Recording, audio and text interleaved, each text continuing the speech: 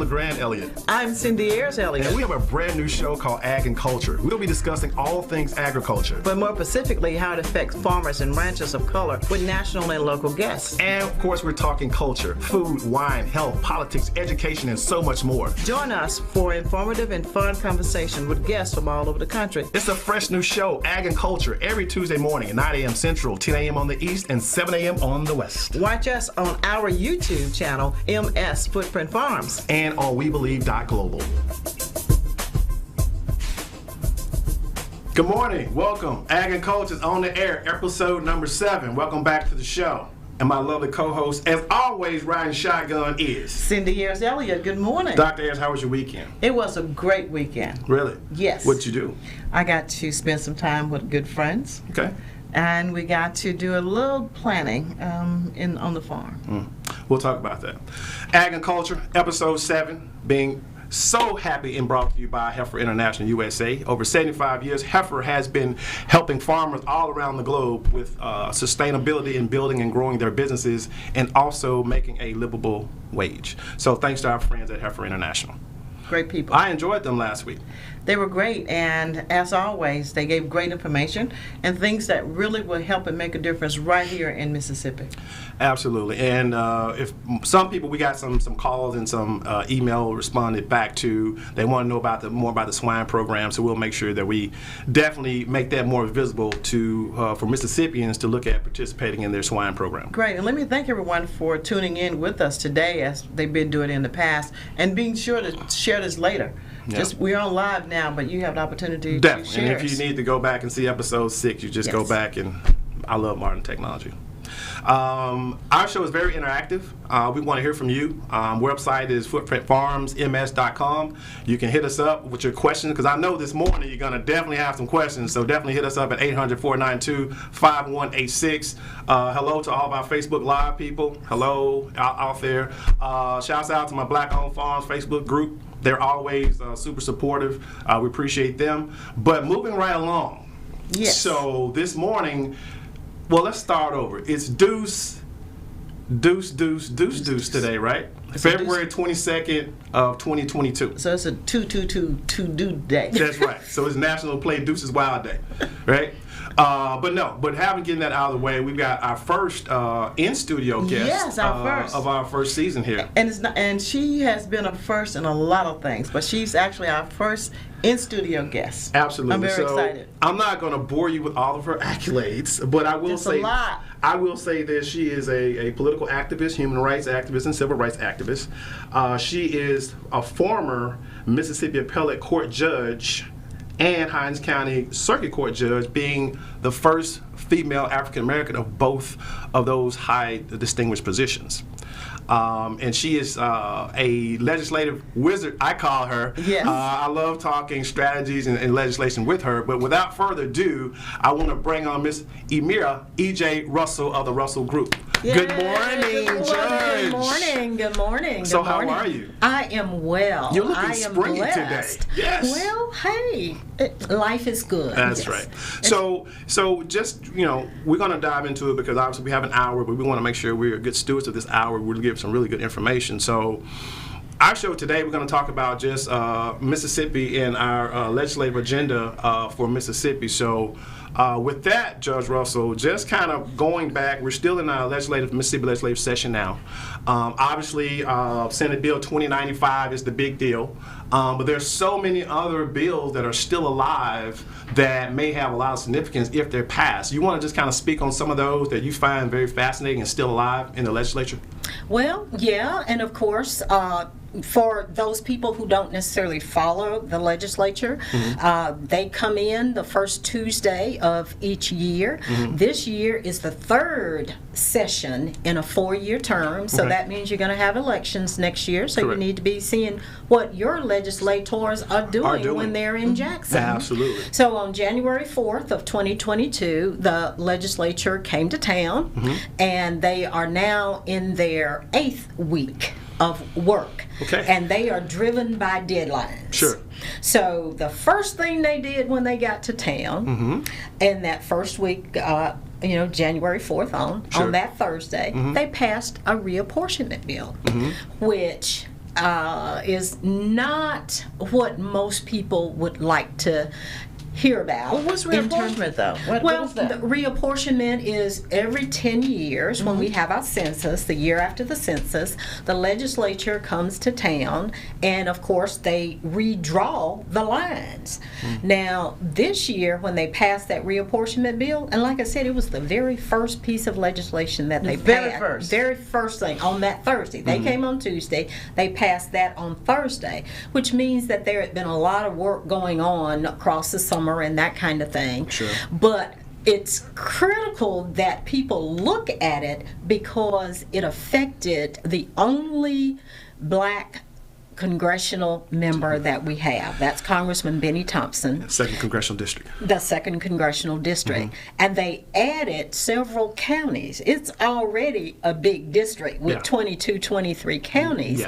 But they added Adams County, Amite, Franklin, and Wilkinson in the southwest portion of it. Oh, the state, sure. So now it's very long. Right. From the top to the bottom. From the top to the From the bottom. Mississippi Delta at a diagonal line straight down So south. it's starting in Tunica.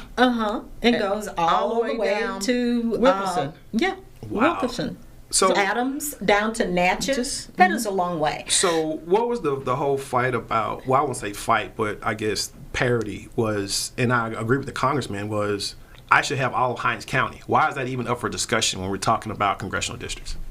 Well, it's up for discussion because there are certain neighborhoods in Hinds County that are not majority black. Even though the city of Jackson is, there are certain pockets in Hinds County that they need in the 3rd congressional district. Why? I mean, when you say need, and I'm not trying to put you. I mean, when you say need, to keep it majority white. I mean, that's the bottom line of it. Now, you may get some other reasons, but that's the. I mean, it is what it is. I mean, that's more supporters that are usually going to vote red and not blue. Right. Got it. So now the district then is already was, like you said, so wide to begin with, or in geographical. So now it's over 300 miles. Understand one way from top to bottom. From top to bottom. Wow. So if you travel in the bottom as a congressman, you know, and you like to visit the people in your district, it's very difficult to go from the bottom to the top in the same day and have any effectiveness.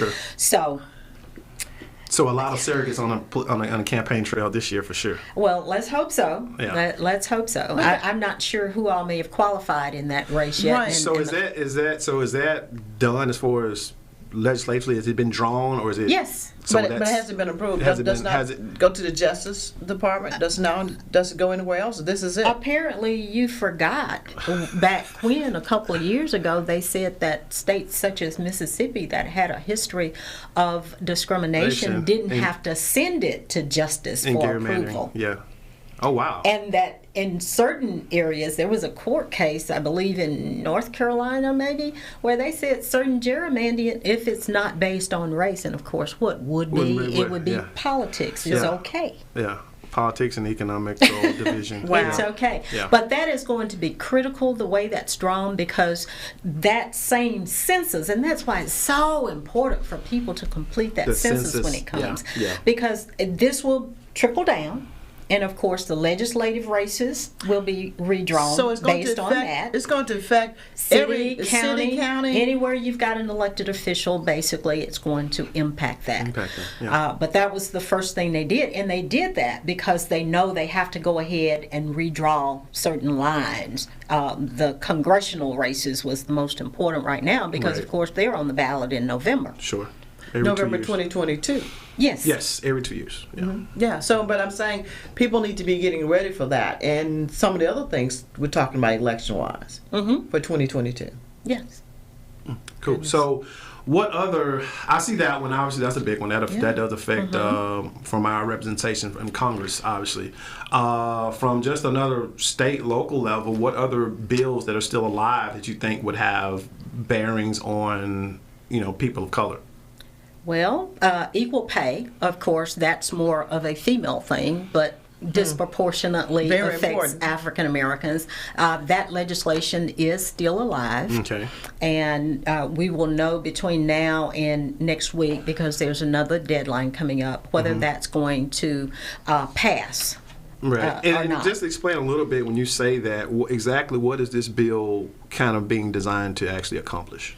Well, it will allow a female who is not being paid the same wage based on experience and Sure. as a male counterpart Yeah. to be able to file suit in state court and bypass the federal system. Gotcha. Of course, Mississippi is one of very, very few states that does not have some kind of a state agency that monitors and enforces civil rights violations, employment violations. Gotcha. The only state that doesn't have an Equal Pay Act, okay. but at least this will give females a state resolution if they feel that they have been discriminated against. Because women make like 70%. Yes. Yes. For every dollar, For every we dollar, make you about make 70 70 cents on 70 that dollar. cents. And African American women make about 60. 60%. So that's even though you're doing usually Same work. or sometimes More more work. Actually, usually it's more work and more dedication Exactly. And less pay. and less pay. Yes. And this is women in general, but overall, but especially black women of Right, color. because we make even less than the white women. Yeah. Yeah. But this year, I think it got some traction because Attorney General Lynn Fitch did get behind it this year Okay. as a push for the abortion ban that they are hoping that not Congress but the Supreme Court will keep in place, saying that this will allow women to earn more money so they can better take care of an unwanted child. Right. So Here we that's go, Lynn. yeah. I mean, obviously, there's always angles. So with this legislation, you mentioned that there's no watchdog agency or anything making sure that this is just. I mean, just like we have the Mississippi Workers' Comp Commission, we don't have a commission set up to regulate and make sure that it's equal. So is any of that in the language of this legislation to have? No. About the only course way not. you go is if Of you course figure not. it out, then you can file a lawsuit Oh, wow. and take your chances that way. And so if, Unlike an EEOC, Equal Right. Employment Well, Opportunity Commission, sure. where you can take your complaint and they will do an investigation Yeah. and make a determination as to whether they see discrimination or not. We don't have an agency like that that will be monitored or managed by the state. There have been, over the years, bills introduced to establish one of those, but the reason is it's just going to cost too much money. of course, it's always we You did find say the money Mississippi. that we want to get with and do, and you're like, what are you doing? And you don't have the money for that, and obviously they find it. But so if this passes, then this goes into effect July 1, correct? Most probably. That's probably. when most bills Will go go into effect. yeah. But they can have a different date if the legislature so But chooses. it has to pass and then be signed by Well, the governor. Sort of, kind of. It has to pass and then be signed. But of course, if the governor doesn't sign it, it goes into effect after 5 days. If he vetoes it, I'm not sure if there's enough heart in the Senate and the House to override that legislation. Got it. Hey, That's why women need to run for office as well. Absolutely. that's right. Hey, Good we want your women. calls this morning. We're here with Ermea E.J. Russell, the Russell Group, 800-492-5186.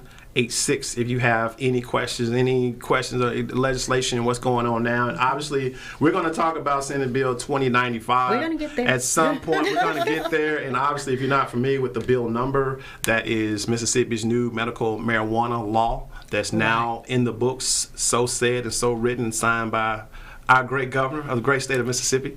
We're going to talk about that bill and dive into it and exactly how that's going to affect communities of color. How is that going to create some type of economic paradigm shift, and will we be a part of that economic paradigm shift when it's all said and done?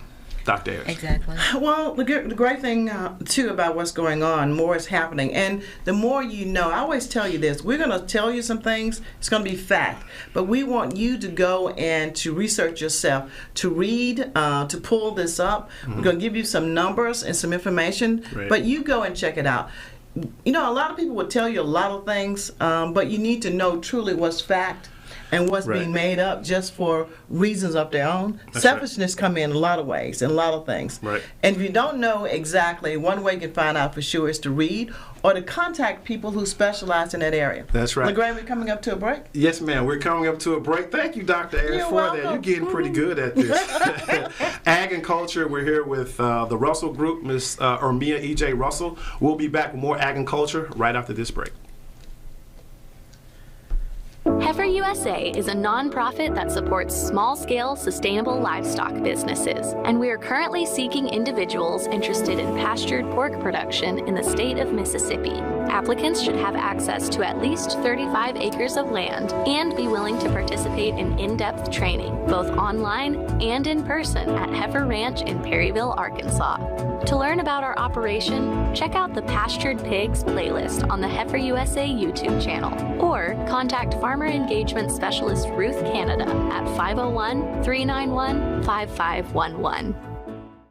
Footprint Farms is a beautiful 68-acre vegetable and cattle farm located in Jackson, Mississippi, and is Mississippi's largest urban farm. The mission of Footprint Farms is to provide the community access to healthy food choices, introduce our youth to agriculture, and provide training and technical assistance to small farmers and ranchers. The farm is open to the public every Friday from 2:30 to 5:30 p.m. to purchase fresh produce or visit us at the Mississippi Farmers Market located near the fairgrounds in February. We accept all forms of payment, including EBT and SNAP benefits. Looking for a beautiful venue for your next wedding, family reunion, or dinner? Footprint Farms offers a 3,000 square foot facility on 5 beautiful acres, perfect for your next event. For more information, visit our website at footprintfarms.com, Facebook and Instagram at Footprint Farms, or call us at 601-910-5534. Footprint Farms, farm fresh, city sweet.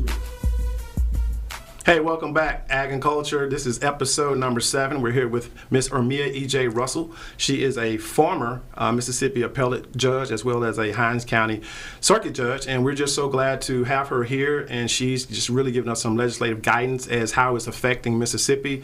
Our legislative session is kind of on and popping, as they say, and we're kind of coming to the end of that. Just want to ask you real quick, though. It seems like you're right. They're pushing up against deadlines. There's no need for a special session at this point for anything at this point, right? Not that I'm aware of. Okay. There is not.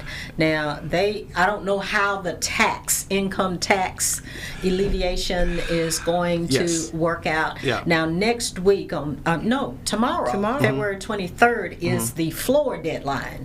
So that means that bills that have passed both the House And or the the Senate, it'll now come to the floor for vote. For a formal vote. Right.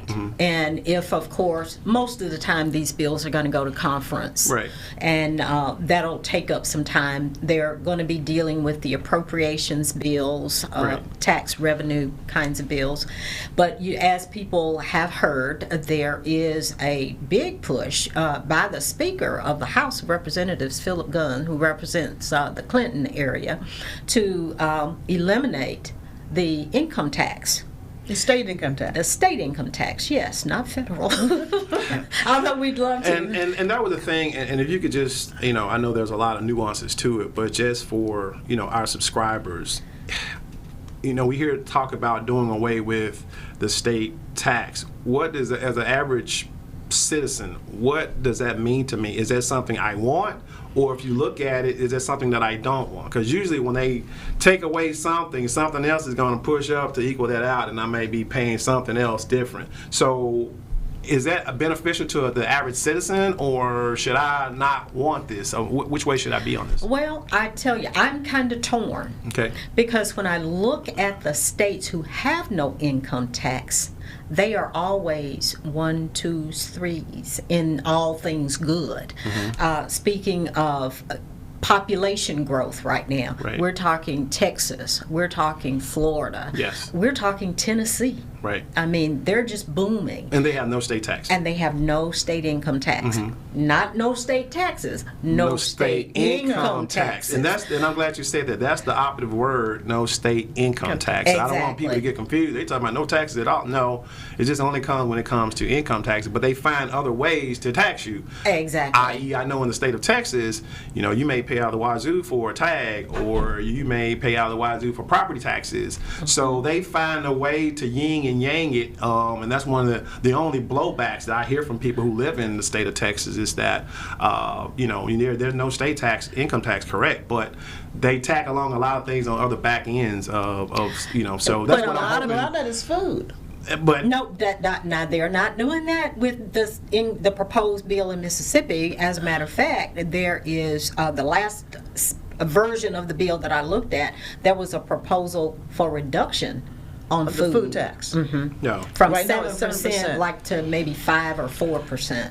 So we can double check that, and you, the audience, can double check that to make sure that that's still in place. Sure.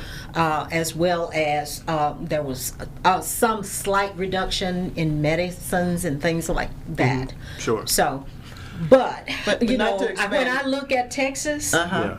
people like Texas.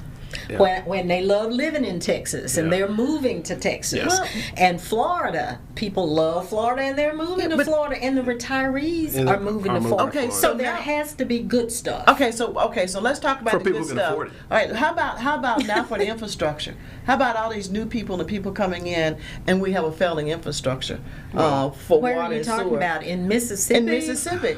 But no new people are coming here. That's why we've lost a congressional seat a few years back, 'Cause and people now are we leaving. are trying to find Stretch people ways to keep- to find enough people to Yeah. have that congressional district Yeah. intact. Yeah, So exactly. I'm not Yeah. sure.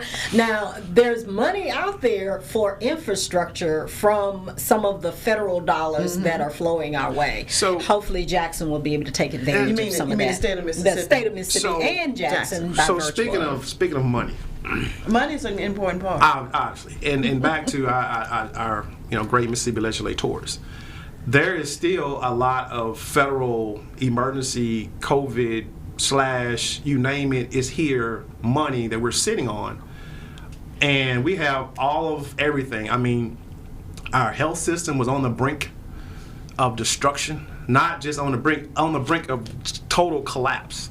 And you would think that what we just experienced and are trying to get our way out of, that strengthening our healthcare systems, making sure our kids have connectivity to the internet, and making sure and people can really see and appreciate how wonderful and how refreshing and how it is to have a real teacher. And I think if nothing else during this pandemic, it really showed the importance of a teacher. But yet and still, we're sitting on all this money still. We're not trying to strengthen our educational system with our teachers, just starting with the teachers. We're not... They gave them some money. Well, let's talk about it. Okay, Judge, you put it out there. I wasn't going to say that. I wasn't going to say that. Well, let's just put it out there. What did they give them? I think it was $4,500 over 2 years or something. So this Over 2 $45. years. But that was this year. Now they gave them some money last year. How much was that, They're Judge? still I don't remember last year. I really don't. Exactly. It was so insignificant that, okay. And we still are the last in the We're always country last. about what we pay our teachers and what we pay our people in general, but especially our educators. Especially our educators, our crumbling infrastructure, our crumbling, medical infrastructure. All those things were tested and taken to the brink, and we're sitting on all of this cash, and we're just, everybody wants to be the tallest man at the trough with this money. And Well, they got plans for themselves now. It doesn't mean it will impact the general John Doe person. well, see, that's Believe what I that. want to get to. What they have plans They as have if plans. it's their They have plans. money. It's- Anyway. They go back. But now, let me tell you, and when I chuckled when I saw the legislation, because they did pass a bill. It's called a nurses retention payment that they are giving to all of the nurses. $5,000 if you'll stay in the same facility for, listen now, 5 months. Really, y'all? So 5 months. So basically $1,000 a month. But you got to stay sign there. on, but You you got to gotta- stay there. Basically, they're paying you an extra $1,000 for a 5-month stint. For 5 months. Minimum. Why Okay, not? listen. Why not do Then that's it. something After- that would? after 5 months, you that's can all you leave. get.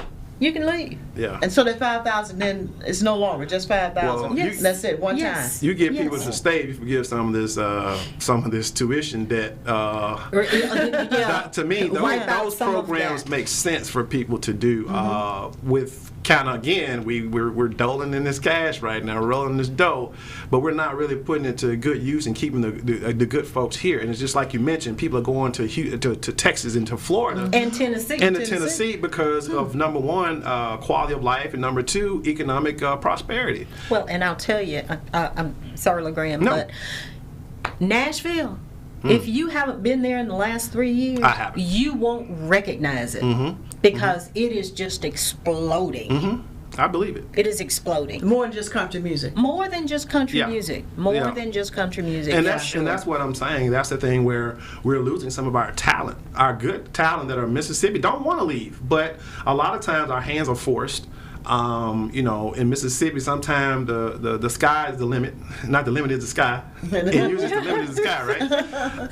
And especially, my generation, that they're in their fields now, their professions, and they're actually going other places. They want to come back home, they want to be here, but the economies of scale just don't match up, and the opportunities definitely don't match up. So you're almost, losing a lot of our good talent out of state just because we're not nurturing that talent. That goes on numbers. Yeah, and they gave law enforcement some more money as well. Law enforcement. They did give law enforcement. Okay, so what else are they talking about that? Well, I tell you, on a light note. Yeah, I'm sorry, I was on my soapbox. I was on one. That's okay. That's okay. That's okay. Let's have a light note. Okay. On a light note, we have a new state song.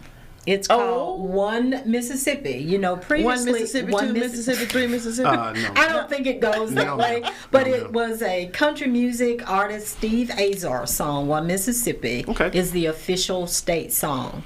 Currently, because this go in effect in July, but currently the state song is Go Mississippi by Houston Davis. And that was adopted way back in 1962. And Azar wrote his song in celebration of our bicentennial.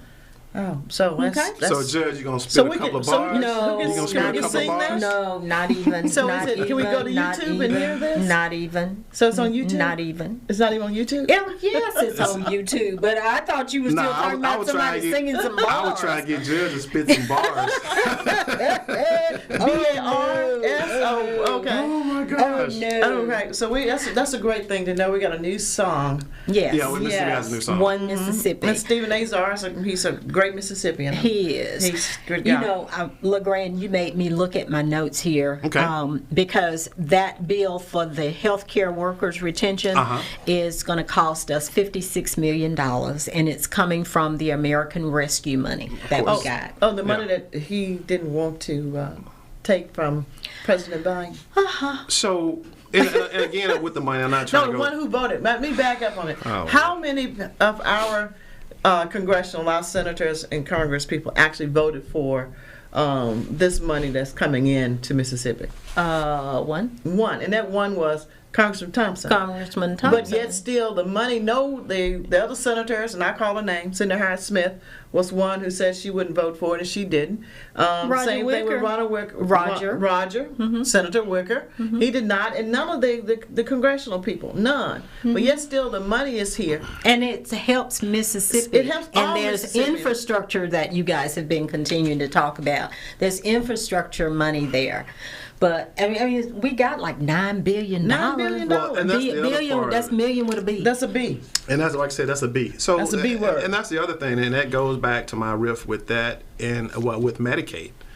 We're always, and I always hear legislators talking about, we're on the brink of Medicaid. We're on the brink of this. We're in this and expansion. Well, I know the expansion part when we want to expand it, but we're always saying we don't have money and it's running out of money. We don't have money for it. But here's this money sitting here that you can really, let's face it. I mean, we got some sick, poor folks here. And they're sicker. And they're getting sicker, and the outcomes are not where they need to be. They're so disproportionate. And we're telling folks, okay, we're already last in everything. Our average median household income is just above poverty levels. In most places it's not. If you pick pick a county. That's true. What is the deal? I mean, a lot of people don't know. It's like, what's the big deal that, especially, my friends on the other side of the aisle, what is such the big deal that they don't want to expand Medicare in the state of Mississippi? Medicaid. I'm sorry, because Medicaid. it does not impact their lives. Yeah. It's going to help. It affects people who, like you said, who are poor and sick. Yeah. They probably don't even see these people for the most part out in rural areas like Alligator, Mississippi, that most people have not heard of. And those are they have no doctor. No medical clinic. No clinic. Nothing. Or they have to come all the way to Jackson How you to gonna get any kind of come? You medical got a care. car? Transportation. Well, that's the other thing. the transportation is limited, but I'm thankful for all these other companies that are out there that are trying to provide this service of getting people out of these rural areas to a hospital so they can get some continuum of care. It still goes back to access, and we talk about this all the time. Yeah. Having access to good food, to healthy foods, having access to health care, having access to decent housing, having access to clean water. I mean, all of this is a part of what our elected officials, and with the money that comes in, even though we got a lot of federal dollars that's in, a lot of other money is our tax dollars. Yeah. So we're paying taxes for them to put a better thing in place for all Mississippians. Yeah. And yet still, you can see by the disparities who's still being left out. Yeah. And that's black people. It's black people and people of color, but more so in Mississippi, it's black folks. Yeah.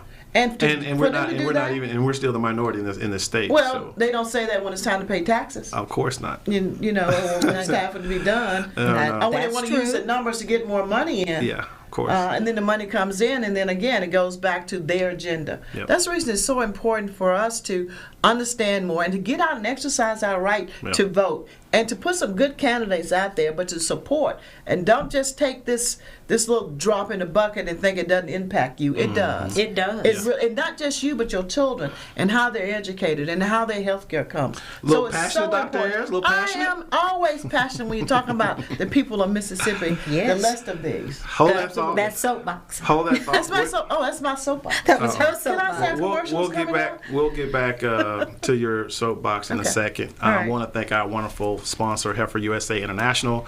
Over 75 years, they've been doing amazing stuff around the globe in helping support local farmers.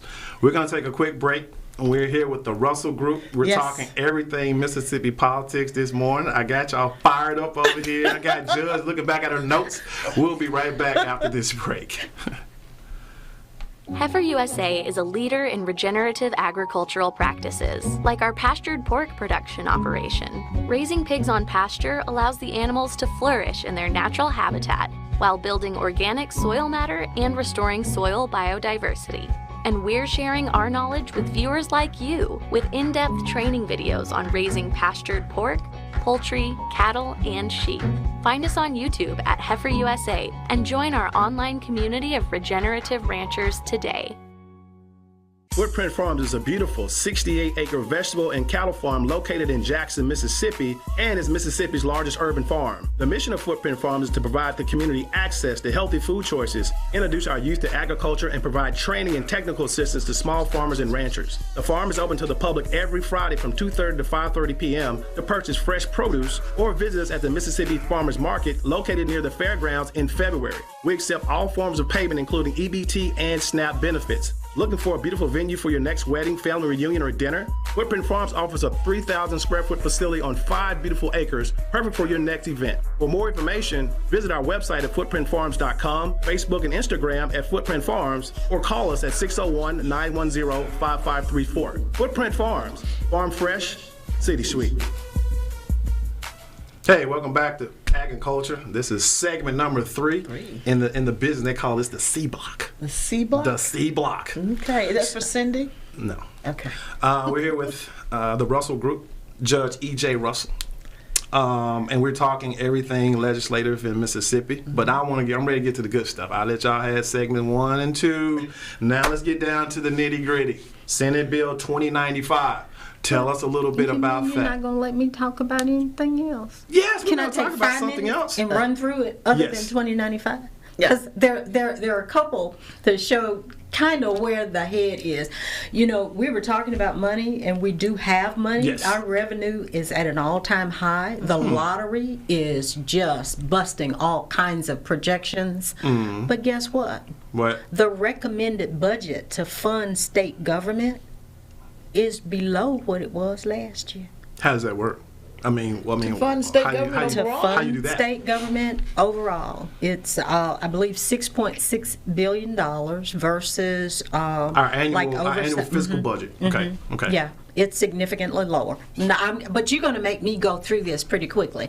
Just know that that is the recommended budget. Now, there's some chance that they can negotiate back and forth in conference with these bills to do something more. But one must wonder, why are we holding on to all these funds? And of course, a lot of people don't realize that lottery money, the first part of it goes to infrastructure, roads and bridges. Yeah. So all this construction you see across the state of Mississippi is in large part being funded from the lottery. And that's refreshing. I mean, that is something that we can put a feather in the cap and something you can kind of be optimistic about. But again, I go back to what you just said was remarkable, is that we have more money. And I understand people want to be conservative and conserve, but right now we're just coming out of an unprecedented pandemic. Now is not the time to put the brakes on. I would agree, but you won't let me talk about that because we got to get to 2095. I'm sorry, and we want to spend all that. Yeah. But I did want to say that. Now, there's also a proposed law out there that would double your penalties for fleeing law enforcement. What do you mean? Just that. Just that. It would increase the penalties. Right now, you can receive up to 5 years in prison. If this bill passes, it would increase that time to 10 years in prison. That's for fleeing law enforcement. So running from the police officer. Running for the won't stop for a ticket. Or you do stop and you do yield and then you take back off. That's fleeing. That's fleeing. Or you don't from law stop, or we get into this whole chasing you from Jackson to Rankin and Rankin to Jackson. Then if I'm convicted, now I can get up to 10 years. You'll be looking at 10 years. Again, another way to make sure that they're keeping the brakes on where people of color can go and do in this state. I mean, another way to keep you in prison, which means you also will lose your right possibly to vote. But Well, you no, are it's over a year. It's a felony. It's a felony. You're going to lose it. So lose 10 years of your freedom. And your life, your family. Over a warrant. Yeah. For speeding. And because Well, I'm just saying, I mean, Any you number of usually things. flee because you got something going on. Another tool to put in your toolbox to make sure that we keep you people and that's in control. Fine. I mean, that's going to be par for the course. But to me, it comes on us. What do we do to change that? I mean, we can't. I get that. I mean, sometimes electing people is not going to get us where we need to be. Sometimes we've got to take inventory of where we are. Of course, it's going to be stacked. We know that. Everybody knows it's stacked. But what are we? Especially in Mississippi. But what are we doing to counteract that? I look around this beautiful city. I just see so many, everything from retail deserts to food deserts to just quality of life deserts. You name it, we can name. We got a desert for you here. We got a desert in Hinds and County we have in to particular. start somewhere and not worry about this legislature or how they're going to vote on this. We need to start voting on ourselves. You mean we the people actually have a voice? We do have We a do. voice. And we don't exercise we have that a voice? mighty roar. We just don't let it roar. Well, We just don't. all right. But next we have enhanced penalties if you deliver a controlled substance to someone and it results in their death. This is really trying to get a handle on folk lacing illegal drugs, mostly Lacing with fentanyl. and then the whole with opioid fentanyl. crisis as well. Yeah. Well, but people are lacing stuff with fentanyl, Yeah. and that's what it's designed to do. Yeah.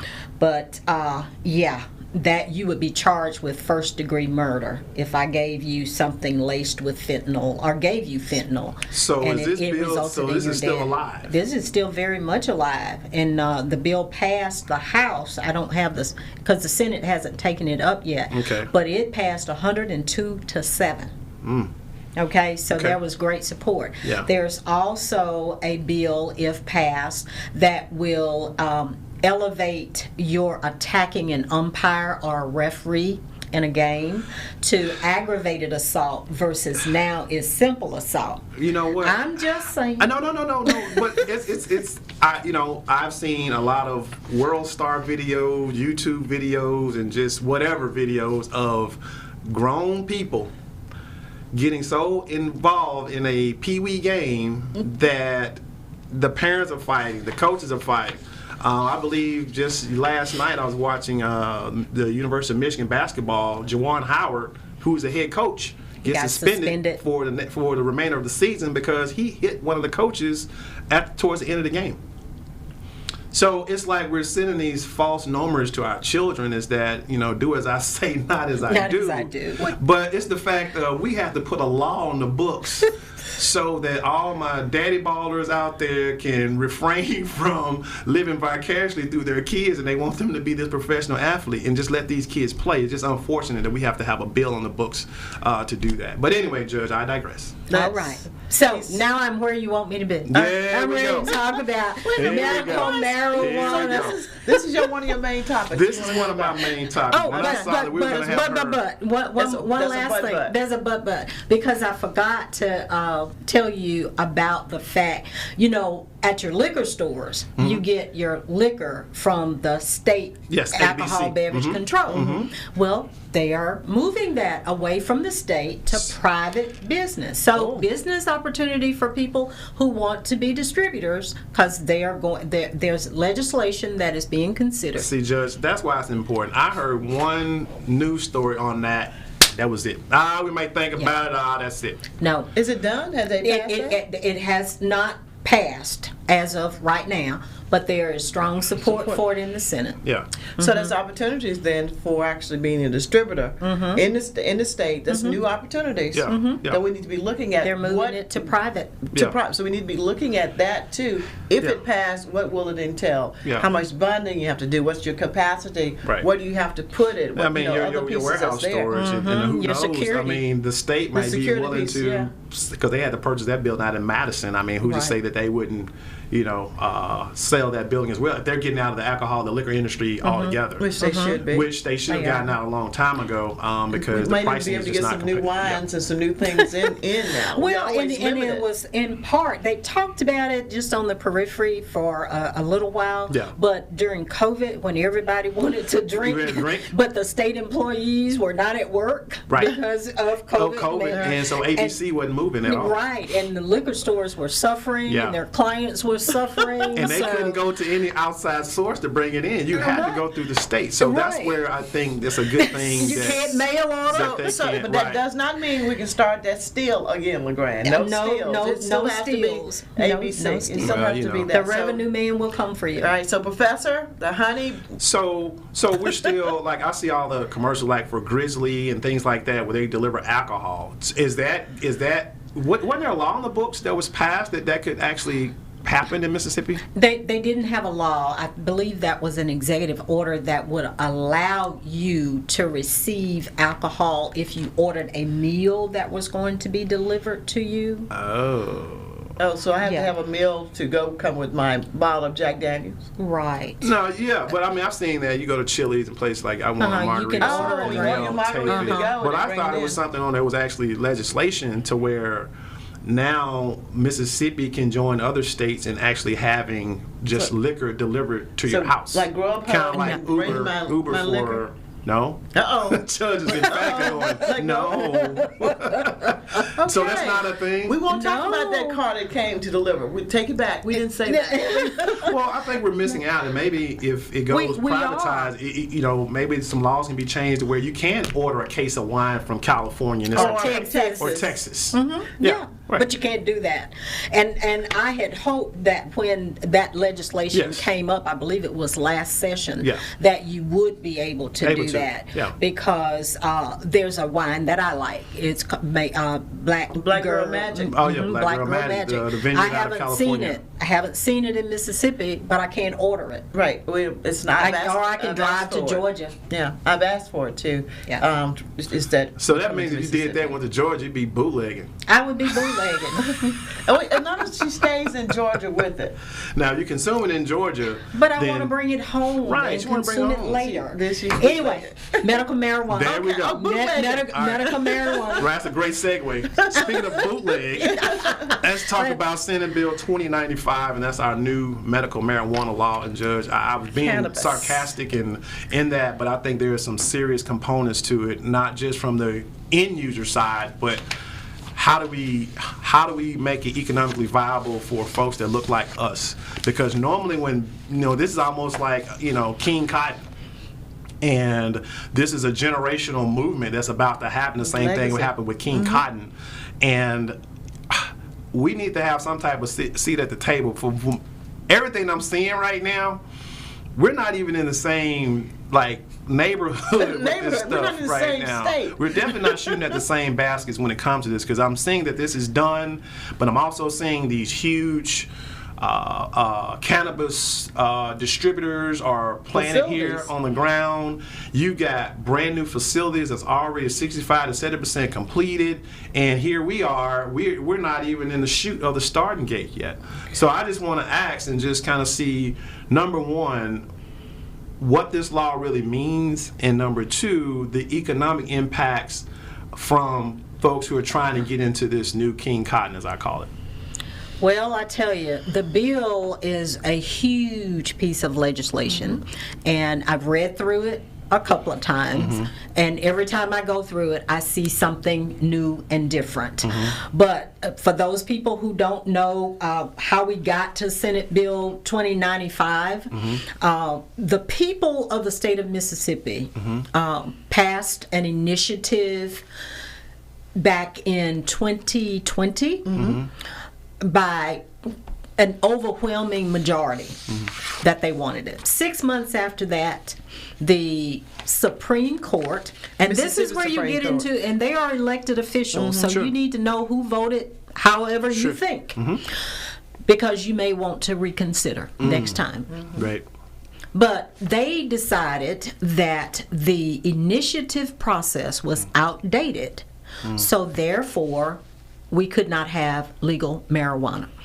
The State Department of Health had been working vigorously to put into place some regulations and those kinds of things so that we would be ready come August of last year to be able to start licensing and taking applications and all of that. Well, work stopped. And then the Senate and the House started working. Just so you know, and I don't forget to tell you, the version that actually became Senate Bill 2095 was version number 45. Okay. 45. Version number 45. That they had been working and trying to build consensus to get to a piece of legislation that they could pass. The bill, Senate Bill 2095, passed in on January 26th of this year. Conference report between the Senate and the House. They passed that. And then the governor, with much indignation and reservation, signed it into law on February 2nd. So in February, another two. 22. Yeah. In February. But he said that he was talking about joints on the street and all of this. I don't know where he lives or drives, but what he does. Push doom and gloom on everything that they don't want. So we're gonna. I want us to break on this. We're gonna up against a break, but we're definitely gonna come back and talk about 2095 and how we can get into this booming business. And it's either you're gonna be left out in the cold or you're gonna be in the game. Which one will you be? So we're being brought to you by Heifer International. We'll be back after this break. They're smoking in the corner. At Heifer USA, we believe the backyard gardener can have a huge impact on their land, in their community, and on our climate. That's why we provide free virtual workshops for beginning, intermediate, and professional gardeners, teaching regenerative methods for growing healthy food while improving soil quality. Find us on YouTube at Heifer USA and join our online community of regenerative growers today. Footprint Farms is a beautiful 68-acre vegetable and cattle farm located in Jackson, Mississippi, and is Mississippi's largest urban farm. The mission of Footprint Farms is to provide the community access to healthy food choices, introduce our youth to agriculture, and provide training and technical assistance to small farmers and ranchers. The farm is open to the public every Friday from 2:30 to 5:30 p.m. to purchase fresh produce or visit us at the Mississippi Farmers Market located near the fairgrounds in February. We accept all forms of payment, including EBT and SNAP benefits. Looking for a beautiful venue for your next wedding, family reunion, or dinner? Footprint Farms offers a 3,000 square foot facility on 5 beautiful acres, perfect for your next event. For more information, visit our website at footprintfarms.com, Facebook and Instagram at Footprint Farms, or call us at 601-910-5534. Footprint Farms, farm fresh, city sweet. Hey, welcome back to Ag and Culture. We're here with Miss Ermea. I see I got it right.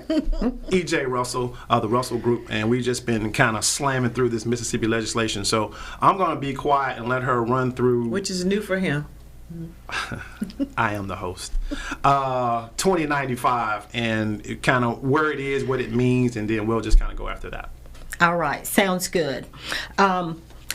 Now, let's talk about 2095, and I'm going to run through a lot of things, and we'll come back and take some questions. Sure. Just so that you know how to qualify for the program.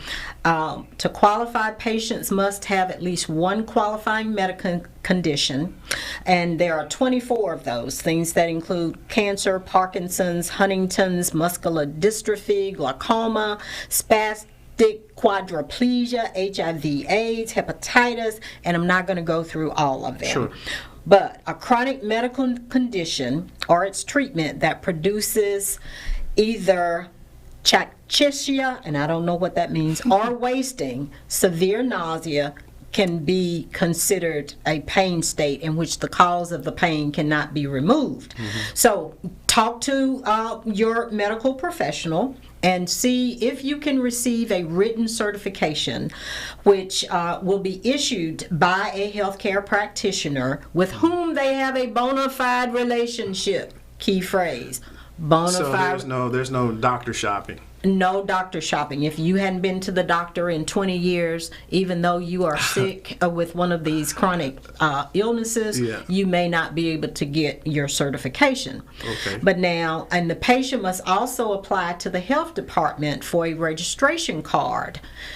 $25.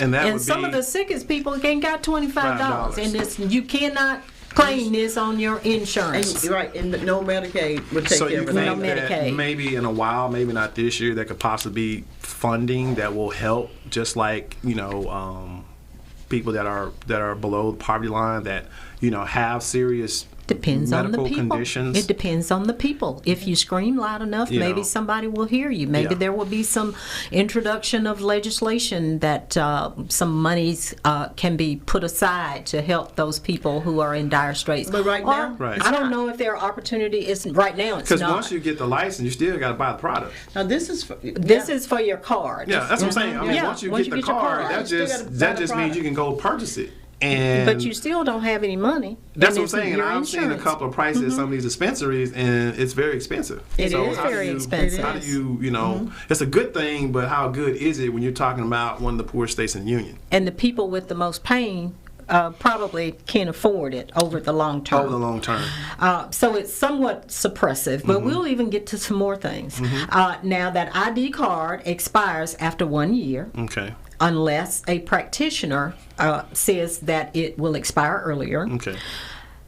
Patients between 18 and 23 must have written certification from 2 different practitioners from separate medical practices to qualify. So you have to get a second opinion. You got to get a second opinion. If you are between 18 and 23, they just don't want you trying to come get some marijuana. Okay? Okay. Now, so that's two deductibles. Yes. Mississippi, in part, half our people may not be covered by, Yeah.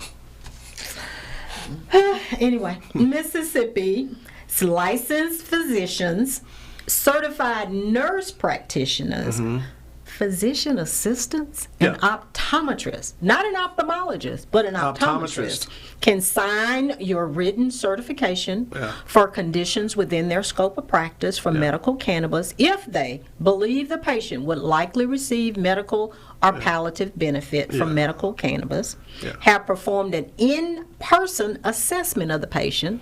That's your deductible. That's your deductible.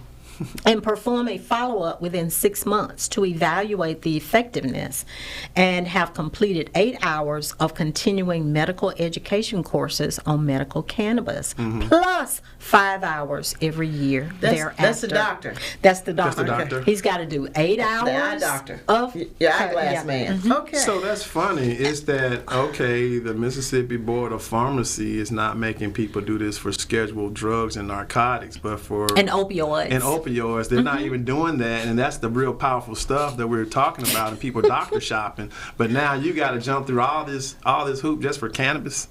Nice. Yeah. I'm just making a parallelization. That's all. Oh, yeah. And only MDs and DOs may sign written certification for minors. It appears the certifying practitioner must also diagnose the patient with the qualifying condition. And written certifications must be issued on forms approved by the Department of Health. So I'm sure they are working on those forms and coming back. Yeah. Now, possession and purchase limits. This was a big sticker with our government. I'm sure. And law enforcement. I'm sure. Yeah. Now, Initiative 65 said you could have 5 ounces per month. Wow. Okay. No, grams. I'm sorry. 5 grams. Jesus. Grams. Ooh, 5 grams. It's like you trafficking.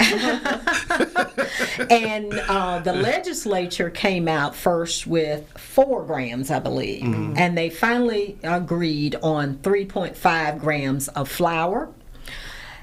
And I'm not going to get into all of the technical things, but apparently it's enough. So, Judge, patients may not purchase more than 6 medical cannabis equivalent units in a week. Go ahead. So, just putting your legal hat on. So, if I go to the cannabis store and I got my cannabis for the month and I get pulled over, what?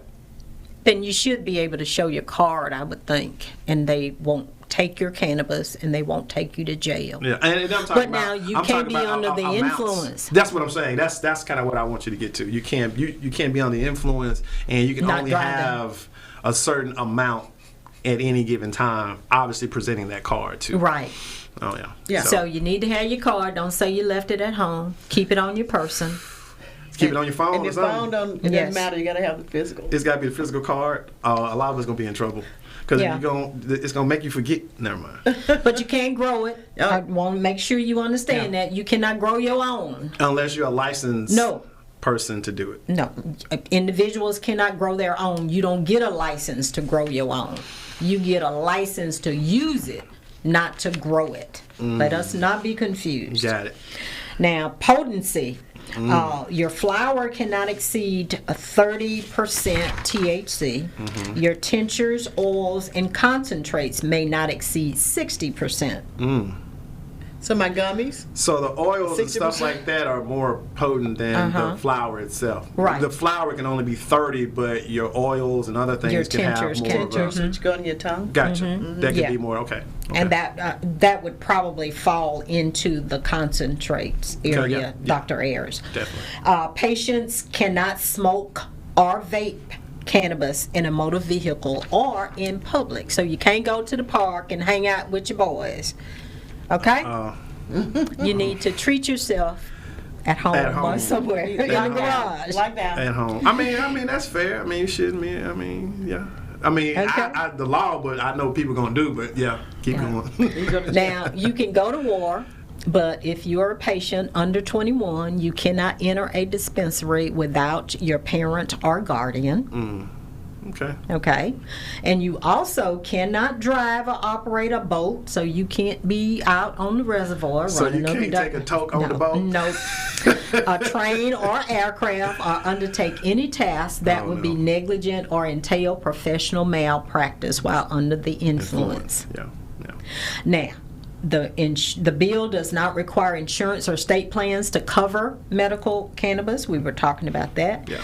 And it does not require any employer to allow patients to use medical cannabis or prevent them from requiring drug testing. Okay? That's another big thing, because that was a big to-do in the trucking industry, where obviously DOT regulations, different things like that, you know, it's like, I have this condition, but it's like, no, I mean, you're driving a commercial vehicle, so that's going to always trump anything that you're trying to do. But I know that was a big deal in the trucking industry because Definitely. nobody really knew how to really gauge that and how to be fair but firm. But I would definitely not want somebody to operate a commercial vehicle. Under the influence. Any vehicle. But there's more. That you find that though even on your opioids. Sure. Handle heavy equipment once you take this. Yeah. And the bill. Go ahead, Bill. There's more. Tell them the there's rest a lot of it. more. Yeah. The bill appears to allow landlords, though, to ban tenants from using medical cannabis in that space. Yeah.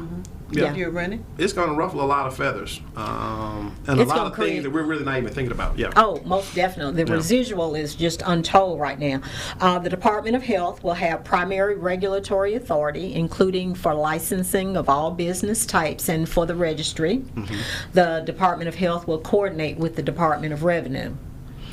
It's going to be interesting to see how they collect those taxes. Yeah. Now, this is the good part that we've talked a lot about. Listen up, y'all, because these are the following types of medical cannabis businesses that will be licensed. Yes. Dispensaries, cultivation facilities, processing facilities, transportation entities, disposal entities, testing facilities, and research facilities. To be able to obtain a license. So let's just say I wanted to get into it and I wanted to open up a dispensary. To do an application and tell me the cost associated with that, because I think it's just astronomical the way this is set up for one of the poorest states in the union. Right. Dr. Ayers has spent more time on the dollars than I have, but I believe it's like $15,000 for the lowest level of dispensary. Is that right? Right. For the application, non-refundable. So if I put out $15,000, it's not a shoe-in guarantee that I'm gonna get a license. And when I get that letter saying we're sorry to inform you, that's just $15,000 going down the tubes. You just burned it, and then after your application is prayerfully approved, now you got to come up with your license fee. So how much is that? About $25,000, I believe, at the lowest level. Annually. It's $25,000 to maintain the license. Yes. No, to get it. No, I'm saying to get it, but I'm saying to maintain it is $25,000 after that. Each year. So if it all goes to plan, I'm in at about 50, almost 50 large. Well, you had 45. Well, you had 40 just for the application in That's just the application. I mean, but you don't have a store. You don't have a store. You don't have a lease. No, that's what I'm saying. That's just to get in the game. I'm already out of 40 just to get it. Just to play. Yeah. Just to get into the game to play for that. But the good capitalistic thing is there are no cap on these business licenses, so you're going to have to figure out how to be number one in the game if you can get that license. And this is like legacy transferable. So if I get a license, I can pass this on to my heirs, right? I didn't read anything about that now. No, I thought it was somewhat transferable that you could, as long as you maintain it. So if you have a legacy, you need to put them in your app. Okay. It can be LeGrand and Christian. Okay. Got it. Okay. Got it. That way you don't have that problem. Now, somebody may come back 10 and seconds, Judge. say that it's transferable. Now, one thing people need to be watchful of is that local control, they can, your government, your city or your county can decide that they don't want it.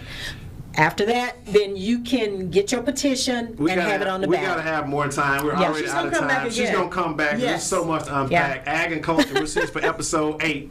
Bye. Bye. I'm AYERS-ELLIOTT. I'm Cindy Ayers-ELLIOTT. And we have a brand new show called Ag and Culture. We'll be discussing all things agriculture. But more specifically, how it affects farmers and ranchers of color, our national and local guests. And of course, we're talking culture, food, wine, health, politics, education, and so much more. Join us for informative and fun conversation with guests from all over the country. It's a fresh new show, Ag and Culture, every Tuesday morning at 9 a.m. Central, 10 a.m. on the East, and 7 a.m. on the West. Watch us on our YouTube channel, MS Footprint Farms. And on WeBelieve.global.